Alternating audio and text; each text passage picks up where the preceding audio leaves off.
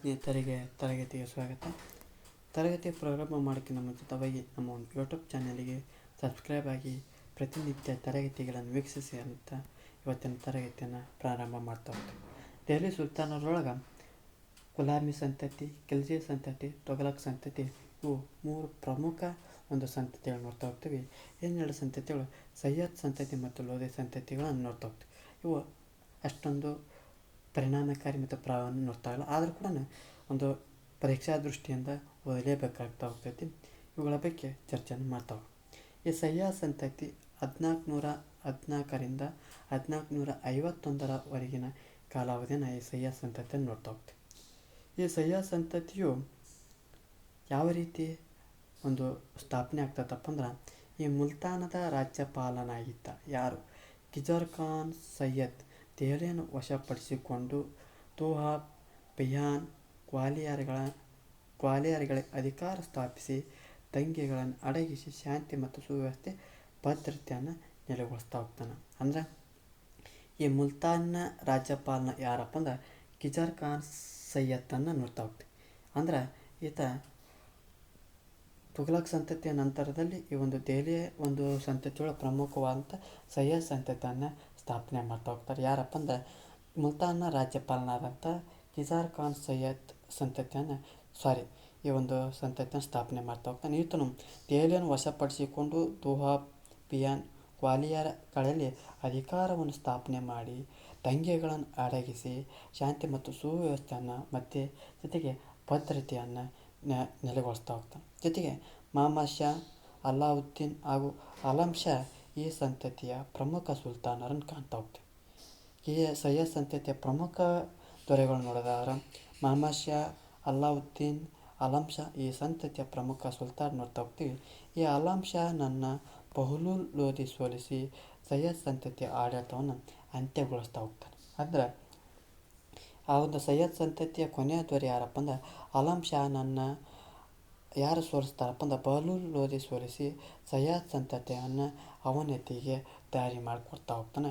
ಇದು ಸಯ್ಯದ್ ಸಂತತಿಯ ಒಂದು ಮಾಹಿತಿ ಆಗ್ತದೆ. ಲೋಧಿ ಸಂತತಿ ಬಗ್ಗೆ ನೋಡ್ತಾ ಹೋಗ್ತೀವಿ. ಕೊನೆಯ ಒಂದು ಸಂತತಿ ದೆಹಲಿ ಸುಲ್ತಾನರ ಒಂದು ಕೊನೆಯ ಸಂತತಿ ಯಾವುದಪ್ಪ ಅಂದ್ರೆ ಲೋಧಿ ಸಂತತಿ. ಇವರ ಒಂದು ಕಾಲಾವಧಿ ನೋಡಿದಾಗ 1451ರಿಂದ 1526ರವರೆಗಿನ ಇವರ ಒಂದು ಕಾಲಾವಧಿಯನ್ನು ನೋಡ್ತಾ ಹೋಗ್ತೀವಿ. ಇದು ದೆಹಲಿಯನ್ನು ಆಳಿದಂಥ ಕೊನೆಯ ಒಂದು ಸುಲ್ತಾನ ಸಂತತಿ ಅಂತ ನೋಡ್ತಾ ಹೋಗ್ತೀವಿ. ಅಂದ್ರೆ ಈ ಆಲಂ ಶಾನನ್ನು ಸೋಲಿಸಿ ಈ ಬಹ್ಲೂಲ್ ಲೋಧಿ ಸೋಲಿಸಿ ಈ ಒಂದು ಲೋಧಿ ಸಂತತಿಯನ್ನು ಸ್ಥಾಪನೆ ಮಾಡ್ತಾ ಹೋಗ್ತಾನೆ. ಈ ಸಂತತಿಯ ಪ್ರಮುಖ ದೊರೆ ಯಾರು ನೋಡ್ತಾ ಹೋಗ್ತಪ್ಪ ಅಂದ್ರೆ ಸಿಕಂದರ್ ಲೋಧಿ, ಇಬ್ರಾಹಿಂ ಲೋಧಿ ಈ ಸಂತತಿಯ ಒಂದು ಪ್ರಮುಖ ಸುಲ್ತಾನರನ್ನು ಕಾಣ್ತಾ ಹೋಗ್ತೀವಿ. ಈ ಸಿಕಂದರ್ ಲೋಧಿ ಬಿಹಾರ, ಬಂಗಾಳ, ಧೋಲಾಪುರ್ ಮತ್ತು ಚಾಂದೇರಿಗಳನ್ನು ವಶಪಡಿಸಿಕೊಂಡು ದೆಹಲಿಯಲ್ಲಿ ಶಾಂತಿ ನೆಲೆಸುವಂತೆ ಕ್ರಮ ಕೈಗೊಳ್ತಾ ಹೋಗ್ತಾರೆ. ಯಾರು ಈ ಸಿಕಂದರ್ ಲೋಧಿ ಏನು ಮಾಡ್ತಾ ಹೋಗ್ತಾನಪ್ಪ ಅಂದ್ರೆ ಬಿಹಾರ, ಬಂಗಾಳ, ಧೋಲಾಪುರ್, ಚಾಂದೇರಿಗಳನ್ನು ವಶಪಡಿಸಿಕೊಂಡು ದೆಹಲಿಯೊಳಗೆ ಉತ್ತಮವಾದಂಥ ಶಾಂತಿ ಸುಭದ್ರತೆಯನ್ನು ಕಾಪಾಡ್ಕೊಳ್ತಾ ಹೋಗ್ತಾನೆ. ಈತನ ಉತ್ತರಾಧಿಕಾರಿಯಾದಂಥ ಇಬ್ರಾಹಿಂ ಲೋಧಿ ಅಸಮರ್ಥ ದೊರೆಯಾಗಿದ್ದ. ಯಾರ ಉತ್ತರಾಧಿಕಾರಿ ಸಿಕಂದರ್ನ ಲೋಧಿಯ ಉತ್ತರಾಧಿಕಾರಿಯಾದಂಥ ಇಬ್ರಾಹಿಂ ಲೋಧಿಯು ಅಸಮರ್ಥ ದೊರೆಯಾಗಿದ್ದ. ಭಾರತದ ಮೇಲೆ ದಾಳಿ ಮಾಡುವಂತೆ ರಾಜ್ಯಪಾಲರಾದಂಥ ಆಲಂ ಖಾನ್ ಮತ್ತು ದೌಲತ್ ಖಾನ್ ಅಫ್ಘಾನರಿಗೆ ಆಮಂತ್ರಣ ನೀಡ್ತಾ ಹೋಗ್ತಾರೆ.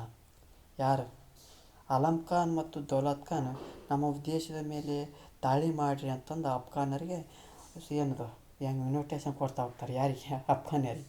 ಯಾರು ಇಬ್ರಾಹಿಂ ಲೋಧಿಯ ಅಸಮರ್ಥ ದೊರೆಯಪ್ಪ ನಮ್ಮ ಒಂದು ಭಾರತ ದೇಶದ ಮೇಲೆ ದಾಳಿ ಮಾಡಿರಿ ಅಂತಂದು ಯಾರು ರಾಜ್ಯಪಾಲರಾದಂಥ ಆಲಂ ಖಾನ್ ಮತ್ತು ದೌಲತ್ ಖಾನ್ ಅಫ್ಘಾನರಿಗೆ ಇನ್ವಿಟೇಷನ್ ಕೊಡ್ತಾ ಹೋಗ್ತಾರೆ. ಅದರಂತೆ ಕೂಡ ನೀವು ಇನ್ವಿಟೇಷನ್ ಕೊಟ್ಟರೆ ಬರಲಿಲ್ಲ ಅಂದರೆ ಹೆಂಗಪ್ಪ ಅಂತಂದು ಬಾಬರ್ ಏನು ಮಾಡ್ತಾ ಹೋಗ್ತಾನಂತಂದ್ರೆ ಭಾರತದ ಮೇಲೆ 1526ರಲ್ಲಿ ಮೊದಲನೇ ಪಾಣಿಪತ್ ಯುದ್ಧದಲ್ಲಿ ಇಬ್ರಾಹಿಂ ಲೋಧಿಯನ್ನು ಸೋಲಿಸಿ ಮೊಘಲರ ಒಂದು ಆಳ್ವಿಕೆಯನ್ನು ಪ್ರಾರಂಭ ಮಾಡ್ತಾ ಹೋಗ್ತಾರೆ. ಇವರು ಹುಚ್ಚ ನನ್ನ ಮಕ್ಕಳ ಯಾರು ರಾಜ್ಯಪಾಲರು ಆಲಂ ಖಾನ್, ದೌಲತ್ ಖಾನ್ ಏನು ಮಾಡ್ತಾ ಹೋಗ್ತಾರೆ ಅಫ್ಘಾನಿಗೆ ಹೋಗಿ ಬ್ಯಾಡ ಅನ್ನಂಗಲ್ಲ ತಗಾರಿ ಇನ್ವಿಟೇಷನ್ ನಮ್ಮ ರಾಜ್ಯದ ಮೇಲೆ ದಾಳಿ ಮಾಡಿರಿ ತಗಾರಿ ಇನ್ವಿಟೇಷನ್ ನಮ್ಮ ರಾಜ್ಯದ ಮೇಲೆ ದಾಳಿ ಪಾಪ ಅವ್ರು 1 ಏಟು 2 ಏಟು ನೋಡಿ 3 ಏಟು ತಲೆ ಕೆಟ್ಟು 1526 ಬಂದು ಮೊದಲನೇ ಪಾಣಿಪತ್ ಯುದ್ಧದಲ್ಲಿ ಇಬ್ರಾಹಿಂ ಲೋಧಿಯನ್ನು ಸೋಲಿಸಿ ಮೊಘಲರ ಒಂದು ಆಳ್ವಿಕೆಯನ್ನು ಪ್ರಾರಂಭ ಮಾಡ್ತಾರೆ. ಇಲ್ಲಿವರೆಗೂ ದೆಹಲಿ ಸುಲ್ತಾನ ಬಗ್ಗೆ ಓದಿರಿ, ಇನ್ಮೇಲೆ ನಾನು ಮೊಘಲರ ಬಗ್ಗೆ ಓದಿರಿ ಅಂತಂದು ಪ್ರಾರಂಭ ಮಾಡ್ತಾ ಹೋಗ್ತೀವಿ. ಅಂದರೆ 1526 ಮೊದಲನೇ ಪಾಣಿಪತ್ ಯುದ್ಧದಲ್ಲಿ ಇಬ್ರಾಹಿಂ ಲೋಧಿಯನ್ನು ಸೋಲಿಸಿ ಈ ಒಂದು ಮೊಘಲರ ಆಳ್ವಿಕೆಯನ್ನು ಕಾಣ್ತಾ ಹೋಗ್ತೀವಿ. ಮತ್ತು ಈ ಒಂದು ಮೊಘಲರ ಆಳ್ವಿಕೆಯ ಬಗ್ಗೆ ಮತ್ತೆ ಸುದೀರ್ಘವಾದಂಥ ತರಗತಿಗಳನ್ನು ಮಾಡ್ತಾ ಹೋಗ್ತೀವಿ. ಇದಿಷ್ಟೇನಪ್ಪ ಅಂದ್ರೆ ದೆಹಲಿಯ ಒಂದು ಸುಲ್ತಾನರ ಸಂತತಿಗಳ ಬಗ್ಗೆ ಚರ್ಚೆ ಮಾಡ್ತಾ ಹೋದ್ವಿ.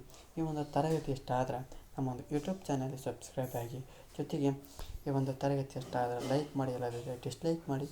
ಏನಾದರೂ ದೋಷಗಳು ಮತ್ತು ನಿಮ್ಮ ಅಭಿಪ್ರಾಯಗಳನ್ನು ಕಮೆಂಟ್ ಬಾಕ್ಸ್ನ ಮೂಲಕ ತಿಳಿಸಿ ಅನ್ನುತ್ತಾ ಈ ಒಂದು ತರಗತಿಯನ್ನು ಮುಗಿಸ್ತಾ ಇದ್ದೇನೆ. ಎಲ್ಲರಿಗೂ ಧನ್ಯವಾದಗಳು.